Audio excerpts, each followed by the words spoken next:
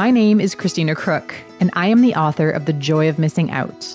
I want to welcome you to the JOMOCast, a podcast for founders and creators seeking joy in a digital age. JOMO is the joy of missing out on the right things. Things like toxic hustle, comparison, and digital drain to make space for life-giving commitments that bring us peace, meaning, and joy. Ingrid Fetell Lee is the author of Joyful, the surprising power of ordinary things to create extraordinary happiness, and also the site The Aesthetics of Joy, where she shares amazing, actionable tips and essays about how we can find joy absolutely everywhere around us. She's been a TED speaker and brings more than a decade of experience in design and branding to showing audiences how to make life more beautiful and joyful. In this episode, we discuss how we can and should create joy intentionally, how committing to the present builds a climate of joy, how joy creates health, resilience, and can create lasting happiness, and also how we can find joy almost anywhere, off and online. I sat down with Ingrid in New York City this fall, and I hope that you enjoy this conversation as much as I did. I am in New York City with Ingrid Fetell Lee, and I'm really excited to have this conversation with the woman that embodies all things joyful. Yeah, thanks for being with me. Oh, thank you. I'm really, really delighted to be with you. So when I reached out to Ingrid about being on the JOMOcast, she tipped me off to an article she wrote many years ago about JOMO. So that's one of the things we're going to be digging into today. But I wanted to start off kind of at the heart of your work and really asking the question, how did you come to this passion for joy?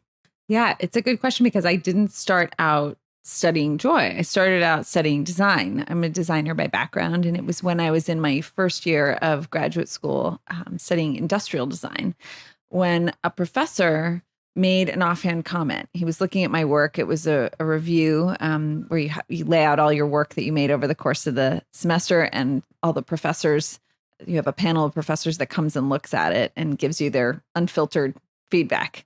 And he said, "Your work gives me a feeling of joy." And I wasn't expecting this. I mean, these reviews can be real nail biters. And so I was really expecting, you expect your work to be sort of ripped apart a little bit. And so I was very relieved to hear that my work was joyful, but my relief was immediately followed by confusion because I've always thought of joy as this intangible, ephemeral feeling. And to say that it could come from stuff, things that I had made, it seemed weird. I mean, there were things like a cup and a lamp and a stool. And I thought, how do those things create joy? We're always told that, money doesn't buy happiness and that stuff isn't a source of joy. And so how did this work? How could things create joy?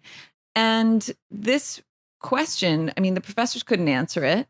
And so I left this review feeling intrigued and frustrated. I wanted to understand, how does the physical world influence our intangible emotions? And how do we, if it's possible for things to create joy, how do we use that as designers to create a more joyful world? And as I started to dig into it, I found a couple things. First of all, that joy is much deeper than just a superficial emotion, that joy really connects to our thriving as human beings. And so when we can create joy, we actually can create health, well-being, resilience.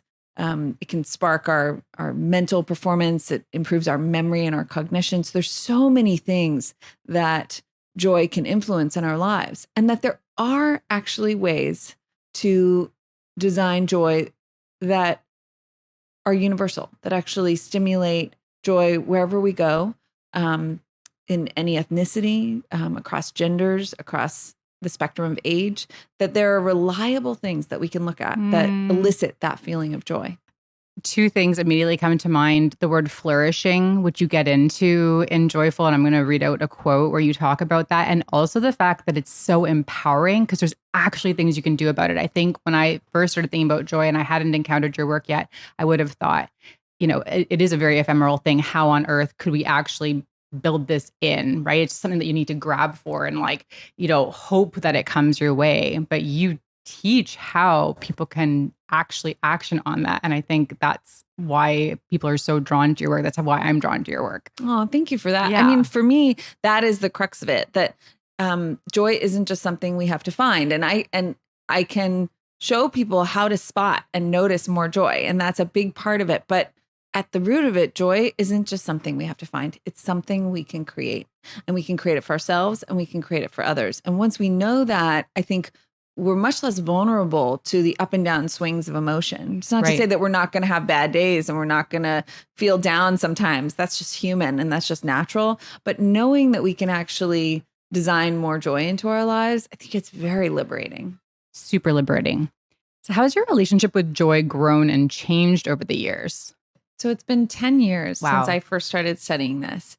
And I think that it's a little bit the way that we were talking about it. I think in the beginning, I thought about joy as this thing that I just had to wait for or catch if I were lucky enough to have a moment of it drift by. And now I feel that it's a much more intentional thing. I think one of the things that really helped change my relationship to joy was understanding the difference between joy and happiness, because we mix those two words up a lot in our culture. But from a scientific perspective, they're actually two different things. And happiness is a broad evaluation of how we feel about our lives over time. Psychologists use the word subjective well-being. That's usually what they say when they mean happiness. And it's an appraisal. It's when we look at our lives and we look across our work, whether we feel like we have a sense of meaning and purpose in life, how connected we feel to other people. When we look at all those factors, if you were to sort of score your happiness on a scale of 1 to 10, you would sort of have a number in there, but it's hard. It's vague. It's hard to come up with a value of how happy you are. And so sometimes we're not exactly sure. Whereas joy happens in moments. So the way that psychologists define joy is as an intense momentary experience of positive emotion. And when you think about that, it's much easier to notice that you have several moments of joy every day. And to say, okay, well, I don't know how I would go about making myself happy because that's a big task, but I know I could make a few more moments of joy every day. And so I think that I don't really think so much about, am I happy anymore? I think about, does this day have joy in it? If not, what could I do to create more of it? Right. I want to point out that I painted one nail turquoise in Ingrid's honor because I love it. Because I was watching a video of you recently and you had all of your beautiful multicolored nails. And I love that about you. And it's such a tangible thing where I'm like, I actually want to have one turquoise nail. Every time I look at it, I feel a spark of joy. It's super practical. It's simple, but it is. It's funny. My nails are chipped right now, but I have most of a rainbow. And on the subway this morning, there was a little girl who was looking at me. I was holding my phone and looking at something on my phone. And she said to her dad, she just whispered, she's like, I like her nails. It was so cute and so sweet. And then I said, the nails? And she was like, yeah, I like them. And she's like, and that one matches your phone. She was so excited about it. And I think we forget and we dismiss these things as trivial, but actually, that was a very simple, small moment of connection, and it happens all the time. And even when it's just me all day working on my computer, rather than just sitting and looking at the keys and the screen, I look down and I see a rainbow tapping away on the keys. And it's a very simple thing that can sort of break the monotony of my workday. So interesting. So I'm going to go back to your writing about JOMO in 2013. Mm-hmm. So in 2013, you wrote about JOMO, and here's what you said. You said, quote, there can be and should be a blissful, serene enjoyment in knowing and celebrating that there are folks out there having the time of their life at something that you might have loved to, but are simply skipping. By the laws of physics, you can only be in one place at a time. You're going to miss things. The question is, how do you deal with it? To make deliberate choices and to revel, and I love that word, to revel in ones you've made. That's what JOMO is and what I'm embracing this year. You go on to say, joy is about presence, about being in the moment and soaking in every sensation that moment has to offer you. The fear of missing out intrudes on an experience, causing you to feel torn between different moments and lessening your pleasure wherever you are. And my question is, how do you, Ingrid Fetell Lee, TED speaker, author, designer, with all of the demands on your life, experience the joy of missing out? How do you find pleasure right where you are in a given moment? I think that for me, it's this awareness. I really, I haven't read that piece in a while, so I'm really glad to be reminded of it. And this idea of joy being in presence. I mean, we actually know that when people's thoughts are in the present, they're more likely to feel joy than when their thoughts are wandering to the past or to the future. There are ways in which, anticipation can be joyful, or bringing up memories can be joyful. But fundamentally, when we're in the present, is when we're most likely to feel joyful. And I think that it has a lot to do with commitment. I think joy is about committing to whatever you're doing. And when we feel this pull between two things, when we commit to something but then get a better offer and decide to do that instead, when we do those kinds of things, when we go to something half-heartedly because we feel like we should be there, or we're going to be missing out if we don't go, all of those things hamper our commitment, and we do feel that inner conflict, and so we're not fully present. Right. And I want to commit fully to whatever I'm doing. And so I think, that manifests in learning how to get really good at saying no, both to other people and to myself. And one of the things that someone taught me recently, I did a big post on saying no and how to say no joyfully. And one of the comments I got that I thought was really helpful was when you decline something, to write it on your calendar. And I thought, well, I declined it. Like, why would I write it on my calendar, right? I'm trying to get rid of things. I'm trying to clear space. I'm not trying to have all this clutter. Right. But actually, what happens when you write something on your calendar that you declined for very good reasons, is then you get to that day in your calendar and you see what you would have been doing if you'd said yes in a half-hearted way. If you'd said yes to something that you didn't fully want to commit to. And you get to have that day. And not only do you get to have that free day, or that day doing the thing that you really want to do, but you get the reminder of how, if you hadn't protected your time, if you hadn't been more thoughtful about what you choose to commit to, you would have missed out on the fun you're having in the present. That's so interesting. I feel like that person might not have children, because I'm like, there's so many things on the calendar, so many different calendars. But no, that's an amazing idea. I've never heard that before. Yeah, I hadn't heard it either. I think I love that you talked about commitment, though. That's something I've been thinking a lot about. I came across a stat earlier this year about, Scandinavia's all got all of its shit together, right? It's always tops out on the happiness reports, but that the average Scandinavian is a member of like 4 to 6 social groups. Like, they've made those commitments. And so on a given Thursday night, they're not negotiating. They're not having decision-making fatigue around, do I watch Netflix tonight? Right? Like, the decision's already been made. They've made a commitment to punch needle class or whatever it is, right? And they're going. And I think there's something really true about that when we commit to something and we see it through, like, you've already made that choice, and you can have confidence and joy in that choice. But yeah, looking at all those things that you would have been doing instead of lounging on your couch, I could see how that would be quite a joyful thing. Yeah. I mean, when you talk about the joy of missing out and thinking about how do you intensify the joy of that, and part of intensifying the joy is reminding yourself what you turned down to be there, and what what that commitment really is. Yeah, I'm going to have to think on that one for a while. That's really good. How does the internet contribute to your joy? I mean, if I had no internet, then I would never have been able to start the Aesthetics of Joy blog. And that is the root of so much joy in my life. I think that when I started that blog and I started putting things out into the universe and said, I'm studying joy and here's what I'm noticing, and started receiving comments back. I mean, of course, this is before Twitter. It was before social media. It was back when all we had was Flickr, really, for image sharing. It opened up all of these spaces and connections and intersections.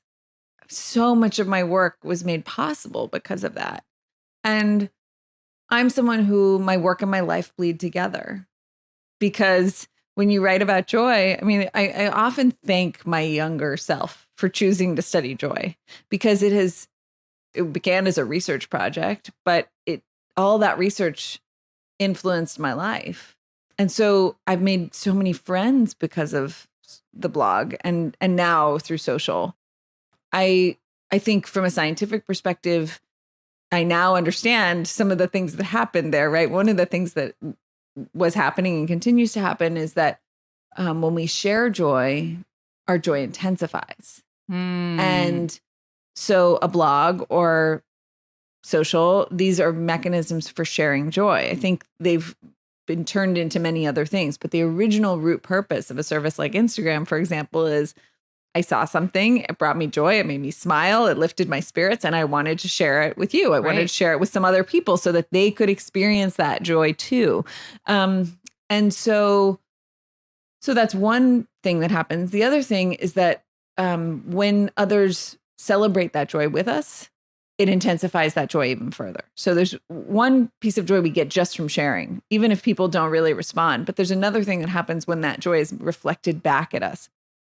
And so those are two ways that just putting something out into the universe via the internet amplifies it in a way that you just would never be able to find that many joy seekers or like minds in person. Or it would be weird to walk up to someone on the street and be like, look at this thing I just saw. I took this photo of it. Isn't that amazing? Look at this dog with its cute pink cast and on its forepaw with a, little heart on it. Like, you've got to see this, right? But you can do that on the internet, and whoever is interested in that will find it. So I think there's a real power in that. And so it's community, of course. It's a way to be in community with other people, but it's a particularly joyful form of community. Yes. How does the internet diminish your joy? I think that one of the challenges, I think there are a couple things. One is that technology dematerializes our experience. It's a tool of abstraction. And so in so many areas of life, I mean, if you look at money, for example, money has gone from being this thing that used to feel so tangible. You can feel the coolness of the coins and the softness of a bill worn smooth, to now being numbers that move through the air on a screen. And so no wonder it's harder to manage money now, because it feels so abstract. Yeah. And so our transactions are less material, because we're not handing something over and getting something back. And while that's more convenient and easier, it takes, I think, when we take friction out of an experience, we often take away potential for joy. So we make something seamless and easy, and then we don't have to talk to each other. And so then, we actually become more isolated in the process. I think, so I think there are lots of experiences that, I mean, the same is true with like birthdays. You used to call your friends on their birthdays. Now you text them with some emojis. And your parents. Yeah. And maybe you put a champagne emoji and a party hat emoji on there, and you call it a day. And we expect that now. And so our social relationships have also become less materialized. And so what happens is that I think we live in this very, like, most of our senses are not engaged in that experience. And so for me, sitting in front of a computer all day instead of drawing or writing, I mean, I still write a lot longhand because I think I need the sensorial experience of that. But our senses get very bored. We don't realize it because we think we're being stimulated all the time. We're being stimulated by imagery and movement all the time. But what we're not being stimulated by is anything tactile, anything that smells like anything, anything that, very little sound.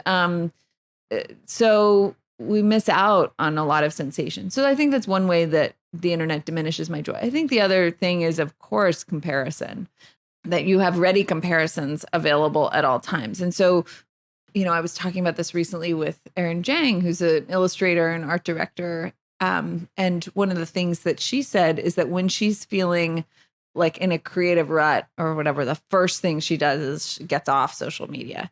And don't look at other creatives in your field. Start looking at creatives out of your field. Go to a library and look at books of people from the past, right? Watch cooking shows. If you're a designer, watch cooking shows because it's creative, but it's like a totally different field. So I think that the ready comparison is really, we know comparison is the thief of joy, right? Yep. Teddy Roosevelt. So I think staying away, I think those are moments when I can feel technology diminishing my joy. Thank you for that. You recently had an excellent conversation with futurist Pamela Pavlicek about the concept of positive technology, which I really enjoyed. What prompted that conversation? So I've been thinking a lot about my technology use. Actually, another thing that sometimes diminishes my joy in technology is the tendency for technology to amplify negative emotion, right? That all these platforms love to feed our anger and our anxiety because they know it'll keep us clicking, because humans have an innate negativity bias. And that's for good reason, because if we avoided thinking about threats to our survival, we wouldn't be here anymore. And so, of course, things that are dangerous to us loom large. And so social platforms, the algorithms, that it's sort of it's a loop that triggers something within us, that then we feed that algorithm and it feeds us more of that. And so it can be very hard to look at just feeds and feeds and feeds of negative takes and articles and people being cruel to each other and all of that. So I was starting to look at my own tech use and asking this question, when I know that tech brings me joy, so I don't want to give it up entirely. But at the same time, there are probably ways in which it's diminishing my joy. And in particular, the mindless scrolling. When I find myself mindlessly scrolling because I'm sort of in this triggered loop, this emotionally triggered loop, and I can't stop, what's happening there and how do I shift that? And as I started looking for answers to this question, how do I use technology in a more joyful way?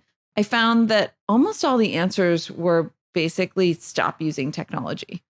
Like, go on a digital detox, put your phone down, break up with your phone. And I was like, I started reading some of these books and I was like, these are valid and I understand this point. And I know that I should probably turn my phone icons gray, right? That's a thing you can do in iOS, is like make your whole phone gray scale so that you don't actually see the color. So it's less tempting. And that's 100% true. We know that bright color makes you want to pick something up and look at it longer. So, but I didn't want to do that. And so I was really frustrated because I was like, okay, I think that there must be ways to use technology more joyfully. And yet the only advice that anyone has is use it less. Stop. Yeah. Stop. And it didn't feel like the whole story. And so I went searching for people and I found a few different people who had different takes on how to use technology. And some of them are really involved in the design of technology, which is a really interesting space. But for this conversation in particular, I wanted to talk to someone who could help me just as a person, not as a designer, find more joyful ways to use my own technology. And so when I found Pamela, I was like, wow, okay, so here's someone who's actually talking about how an individual can change their technology use or reframe their technology use to find more joy in it. Yeah, a couple of things I really enjoyed the discussions you had about sort of the lows of technology or the negatives not coming from distraction, which is something that we hear a lot about, right? Technology is so distracting, it's keeping us hooked, all of these things.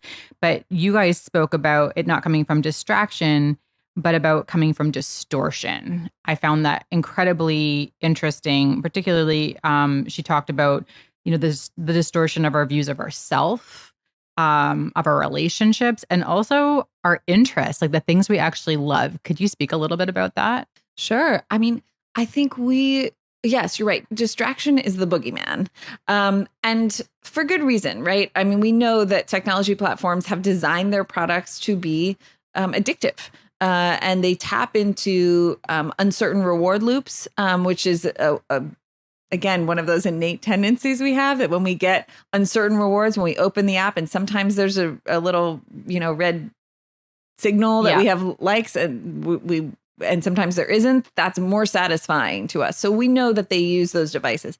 But it's, Pamela does these diary studies, and she did this diary study of hundreds of people and looked at when they're happiest using technology. And what she found was that people are most unhappy with their technology use when there is an element of distortion, when it makes us feel not like ourselves, or when we feel like the world seems different than it actually is. So the negativity bias is a great example of that. When you sign on to, whatever social feed, and it just looks like the world is going to hell in a handbasket, but you look outside and you know that there are problems in the world, but you also know that there's goodness in the world. And so it just feels incredibly skewed. And so when you leave that platform, you emerge feeling pessimistic and down, and you don't feel like yourself. You feel like an angrier, more anxious, more pessimistic version of yourself. That's distortion. Right. And so, it can do that across many different ways. When you log onto a social platform and all you feel is jealousy because you're just looking at people and you're like, why do they have that life and why do I not? That's a form of distortion because it's distorting your natural emotions. You want to feel like the generous and excited and enthusiastic version of yourself. That's who you really are, right? So when you leave feeling this sort of distorted version of that, that's a negative technology interaction. Oh man, there's so much you could talk about there because I'm thinking right about mirroring. We want to see ourselves and other people. We go online and we see all of these perfectly curated feeds. We're like, we know that that's not real. We know that there's more going on behind the screen, but we never get, a window into that. So it doesn't give us, that experience of mirroring and feeling like, I see myself here. I personally struggle with that. I find for me, that's a distortion of reality for sure. Someone posted and tagged me in it just in the last couple of days, talking about how she was just asking a question. The question was, when you see someone post a self-care post, like them in their lavender bath or whatever it is, right? Hashtag self-care, hashtag blessed, whatever it is, does that actually inspire you to then go and do self-care? And she was reflecting that, in fact, it didn't for her. It actually just made her feel shame and feel bad. Like, I should be having more self-care as opposed to inspiring her. And so much of social media now is inspirational, right? It's inspirational, aspirational. And so, not really a question there, but just sort of a reflection on my experience and some other people's experiences that I've heard of. Yeah. I mean, if you find yourself feeling shame while using technology, that's a good moment to explore what is causing that. Is that a moment where you want to prune your, I sometimes talk about like KonMariing your feed, right? You go through and say, maybe that's not a feed. That person's feed is not one that makes me feel good about myself. It makes me feel bad about myself. Absolutely. I've done that. I've muted people who, when I notice I'm looking at their feeds, I feel competitive. I think to myself, I don't have to feel this way. I can tailor my technology so that it brings out the best impulses in me. And not all of that has to be about self-talk. I don't have to see it, feel bad, and then try to pick myself back up again. I can just not see it. Absolutely. And so I think that's one way to do that. You guys also spoke in your conversation, and then the interview I'm talking about is in Ingrid's awesome free program, Joy Makeover, on her website. So I will make sure to put a link in the show notes to that. And this is the conversation again with futurist Pamela Pavlishak. She talked about positive uses of technology, and they were all beautiful C words, which is always very helpful: creativity, connection, and compassion. And she spoke about how it seems like those who use technology well have rules and tools that align with their values and goals, which I found to be very true, given the nature of the conversations I have with people and also myself. Would you say this is true for you, that you have tools and rules that really align with your values and goals? For sure. So I value creativity highly. And one of the things that I have learned is that when I use my phone first thing in the morning, it fills my attention with reactivity. So that's a place where the break up with your phone model is useful for the first hour of my day. So I have a rule, which is no phone before breakfast. And I keep my phone in a different, I don't keep it next to my bed. So that's much easier to not just reach over and pick it up first thing. So that's a rule that I use. Tools. I mean, I think there are lots of tools.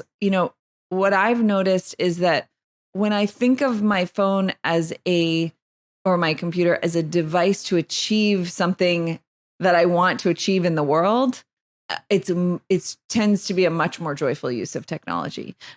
So when I think about Instagram as just a place to go space out, not very useful to me. But when I actually think about it as I want to connect intentionally with people on this platform, and I want to ask questions, and I want to share my story and see if others are feeling the same way.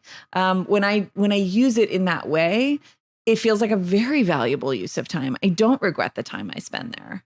Something I personally took away from your conversation with her was about I wrestle with using social media given the nature of my topic, which could be framed as the choice to disconnect from technology. And people actually have different definitions of JOMO. My definition is the joy of missing out on the right things. Mm-hmm. So that's different for each person. But I kind of talk about toxic hustle and comparison and digital drain to make space for these things that bring us meaning and purpose and joy.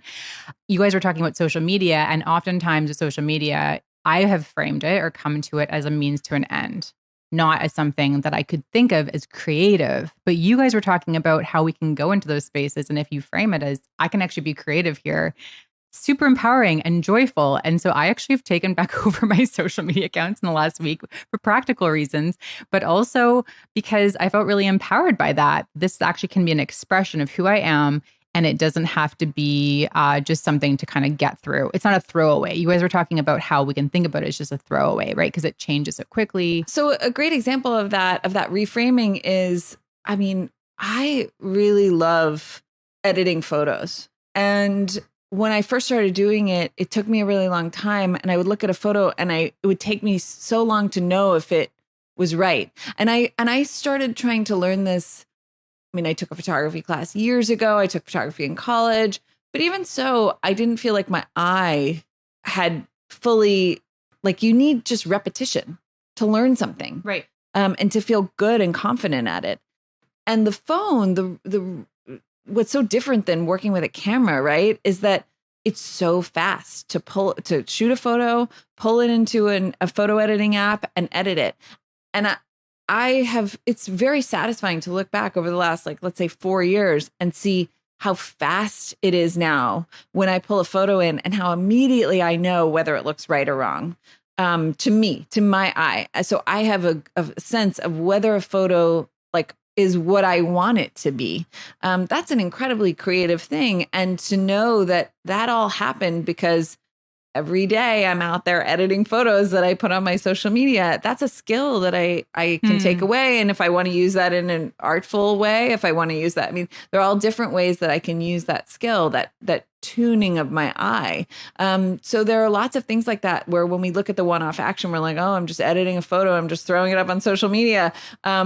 But there are lots of people who use social media captions, for example, like blogging. I mean, when I look at how long my captions are now, they're the way that when I was blogging every day, they're very similar to that. And so I think that when we reframe the way that we're using our technology, so I think reframing is a big piece of it. The other thing is actually starting to look at the deeper need. So one of the things that I really loved about, Pamela's perspective is that sometimes we find ourselves doing something, but it's not what we really want to be doing.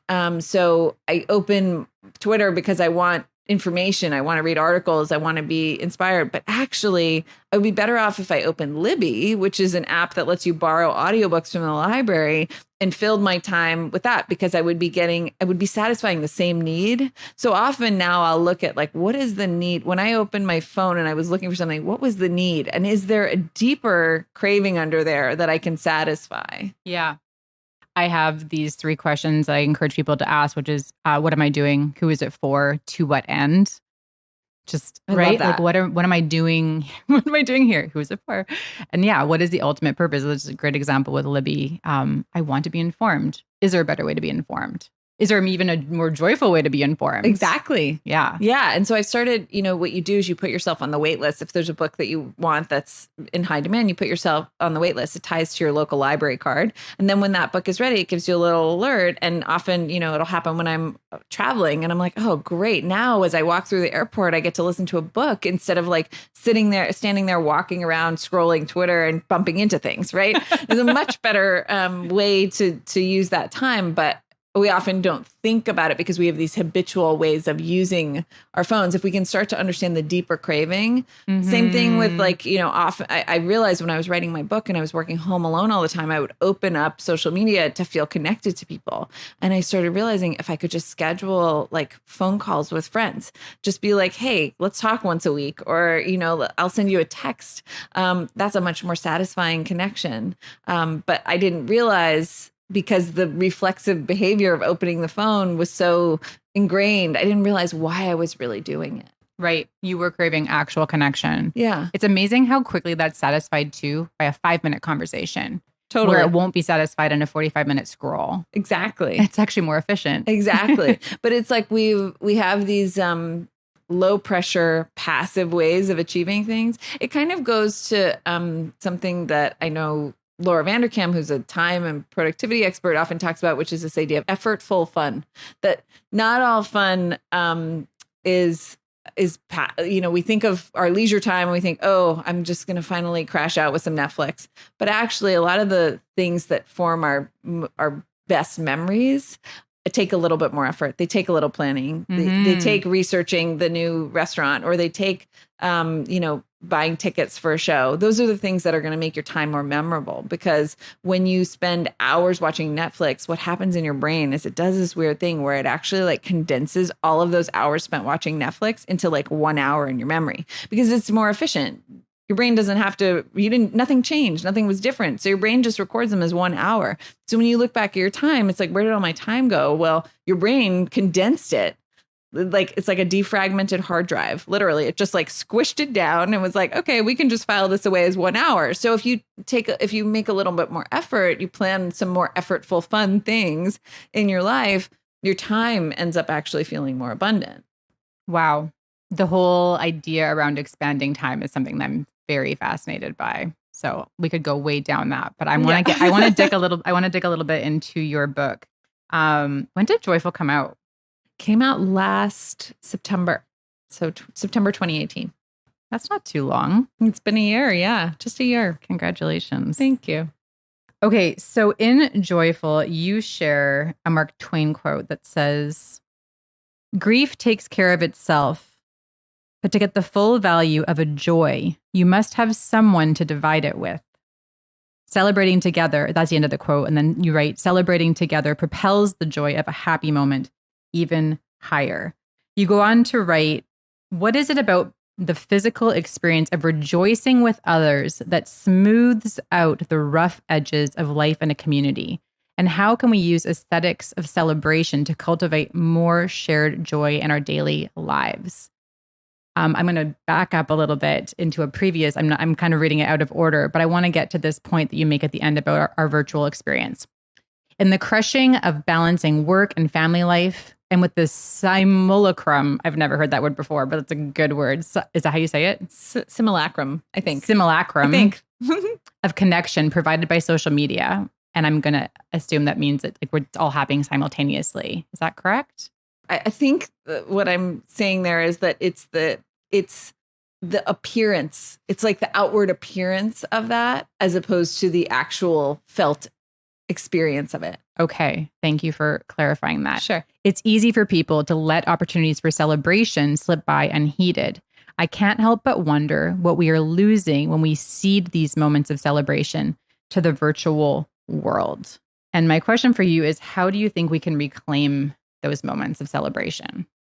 I mean, I think it's as simple as bringing them back to the physical world. And actually, so one of the things that was really striking to me in my research on celebration is how physical it actually is, and how so I didn't know this when I first started asking this question, but they're animals that celebrate. And the only animals that celebrate are highly intelligent and highly social. So elephants celebrate. They celebrate by stamping around and peeing and trumpeting when they come back together after being separated.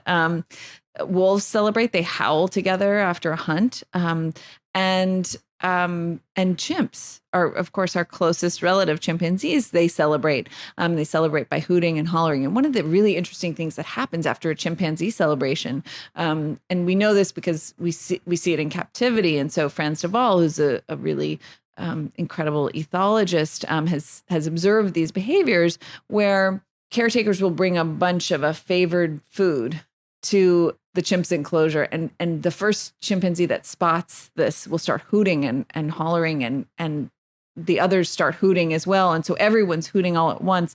And then they start kissing and hugging and embracing. And what they find is that friendly body contact increases 100-fold in that moment of celebration. So it's a very intimate experience. And what happens after that is that whereas chimps tend to be very hierarchical, after a celebration, they become more egalitarian. And every animal, even the lowest ranking animal, gets to participate in this feast. And so if you look at what happens in human celebrations, it's much the same. When we celebrate physically together, we have an experience of release of emotion. We have experiences of contagiousness of emotion, and emotion spreads. We know that emotion does spread in social networks, but the predominant means that we have of spreading emotion is our tone of voice, our facial expressions, our bodily gestures. All of those things spread emotion. And so when we do that online, we lose all of that. But I mean, if you look at the way that celebrations function in human society, they do the same thing. They ease tensions. We become less, if there's someone who you were sort of annoyed with, and then you go to, you have a block party and you see your neighbor who he mows his lawn too early in the morning, whatever. And then you have a beer together and you watch your kids play, and then suddenly you're not so mad anymore, right? Absolutely. So celebrations ease tensions, and they hold communities together. And there's some really interesting research on actually the way that things like rhythm, moving together, dancing together, or singing together can do this. Singing together actually synchronizes the singer's heart rates. I've heard that before. So amazing. And it's not super surprising when you actually think about the fact that you're breathing in synchronicity. When you sing together, you're breathing at the same time. And so this actually helps to synchronize the heart rate. But we start to become like one organism. We start to feel when we move in a rhythm together. And so what we find is that cooperation increases. We find that altruism increases. People are more likely to sacrifice their own good for the good of the group. So it holds us together as a community. And so I think when we look at what's happening in society as a whole, the lack of communal celebrations, is it the only thing that's pulling us apart? No, of course not. But I think that we can all benefit from more time in festive situations, face to face together. I'm putting you a bit on the spot, but one of the things I share and do in my work is actually quests, so little JOMO quests people can do to get, off their phones and essentially into the real world. And I feel like celebrating would be a really good one. Do you have maybe just off the top of your head a suggestion for people around how to build in a little bit of in real life celebration in their lives? Oh, sure. I mean, I think when people hear celebration, often the introverts in the room get a little uncomfortable, right? Because it feels like a lot of people and it feels stressful and overwhelming. But a celebration doesn't have to be that big. And so one of the celebrations that I love to do is a happy dance. You can do it by yourself, but it's really good to do with someone else. My husband and I often do happy dances at the end of the week.